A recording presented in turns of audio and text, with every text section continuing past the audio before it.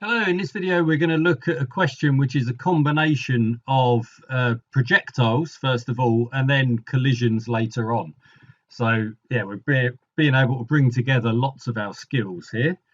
We've got a diagram, so let's see what's in the text that isn't in the diagram if anything. So a ball is projected from a point O, yep, that's in the picture, above a smooth plane. Just underline that. Inclined at an angle of 20 degrees. Yes, we've got that. The point O is at a perpendicular distance of 1 meter, also marked on. Just put the perpendicular on there from the inclined plane. The ball is projected with a velocity of 22 meters per second. Yep, at an angle of 70 degrees above the horizontal. The motion of the ball is in a vertical plane containing a line of greater slope of the inclined plane. Okay, so it's not going off at some angle to make the distance further.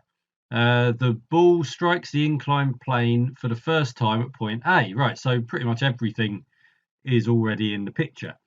Find the time taken from the ball to travel from O to A. That's the first bit. Find the components of the velocity of the ball parallel and perpendicular to the inclined plane as it strikes at A. And then we've got, after striking A, the ball rebounds and strikes the plane for a second time at a point further up than A. So what does that mean for the coefficient of restitution? Right, so we can see these first two parts are just straight projectiles. So we're doing a dynamics question, or if we're just taking G for the acceleration due to gravity, then this is just a kinematics question that we've got for the first two parts. Then we've got our collision coming in for the last part.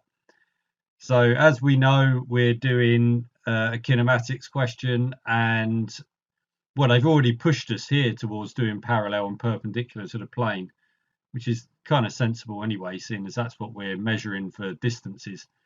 You don't have to do it that way, but it's probably going to be that little bit easier. So let's draw out our SVA table on this for parallel and perpendicular.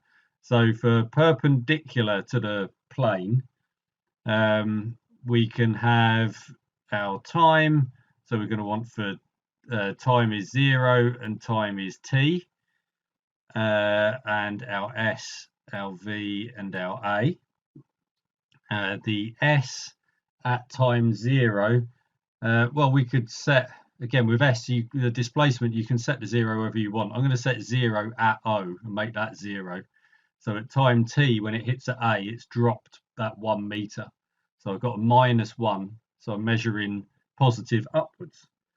The acceleration, I'll come back to the velocity bits. The acceleration is going to be, if we're thinking we've got this acceleration here of g going downwards, so that's going to be a negative because we're taking up as being positive, and that's going to be where's our angle here? This 20 degrees here is going to be the same as that angle there. So we've got, let's just check so you can see why that is actually going to be the case. We've got, if that is 20 degrees, this is going to be 70 degrees. So you can see extending that line, I mean that angle that I've drawn there for 70 degrees, well I could have drawn it here for 70 degrees. Or extending that line up and making that a triangle. Whatever happens, this is going to end up being 20 degrees in here, this little angle. So our acceleration is going to be minus g cos 20 degrees. Now we've got the velocity. Now the initial velocity is going to be straightforward on this. Well, once we've worked out what to do with this 70, because of course this 70 degrees here, that's from the horizontal, and the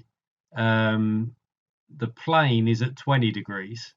So we're going to have this split as we're going to have a 50-degree elevation relative to the inclined plane if it's 70 to the horizontal. So we're going to start off with 22 sine of 50 degrees is our velocity in the perpendicular direction.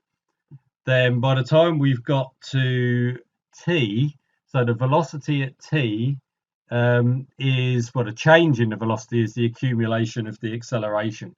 So we're going to have our initial 22 sine 50 degrees, and then I've written 5 degrees, 50 degrees, and then we've got to add on the accumulation of the acceleration, which is a minus gt cos 20 degrees. So that's our setup for perpendicular to the plane, just as we've always done in our kinematics questions. Now we can do the same for parallel to the plane for the same two times, SV and A. It doesn't look from what I recall the question that we're going to care about S, but I'll put the 0 in at the beginning, so I don't think it's asking us how far away A is. Velocity, we're going to have 22 cos 50 degrees. The acceleration is going to be minus g sine 20. It's quite easy once you've done one of them to do the other, because you're just flipping the sines and the cosines. So again, our velocity being the accumulation, the change in the velocity being the accumulation of the acceleration. So we're going to have 22 cos 50 degrees minus gt sine 20 degrees. So this is all going to be useful. I know we haven't actually started doing anything yet, but it's going to be relatively straightforward to put all of this together. So for part A, the time taken to travel from O to A. Right, well, perpendicular looks like the good one to go, because we've got a lot of, we've got more information here. I haven't put anything in for this one. So we can say that the change in displacement, so the change in displacement is equal to the average velocity multiplied by the time. Again, something that we're used to from our kinematics. The change in the displacement minus 1. So the average velocity times the time.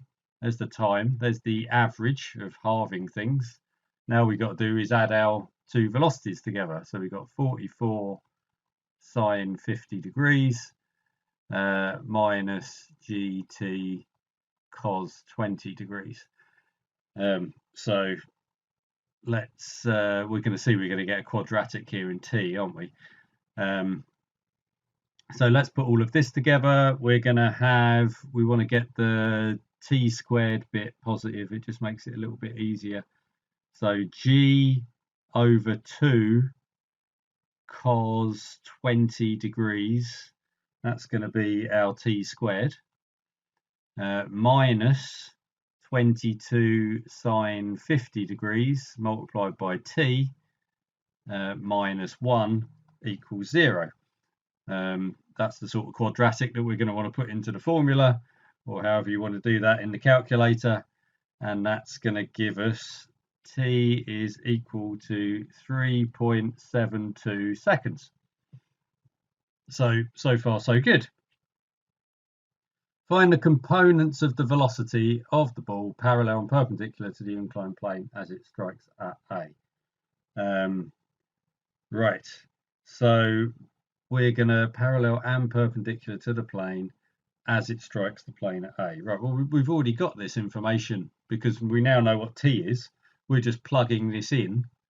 Yeah, we've already got them, haven't we? Because we want the, it's these two things here, the 22 sine 50 degrees minus gt cos 20 degrees, and the 22 cos 50 degrees minus gt sine 20 degrees.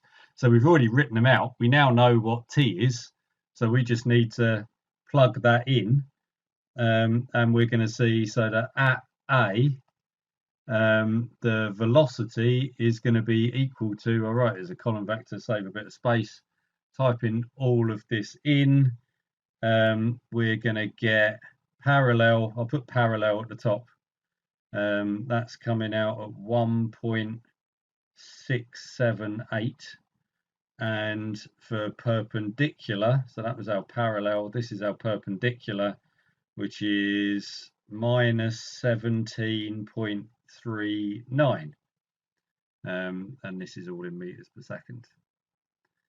So that part, really easy, because we did all of the work before we got into the question. That's the power of doing the same process of kinematics. every time we're going about these questions. Right, now we're on to the collisions bit. After striking at A, the ball rebounds and strikes the plane for a second time at a point further up than A. Right, so when it hits, it needs to, worst case, so we need it to be doing better than bouncing straight upwards.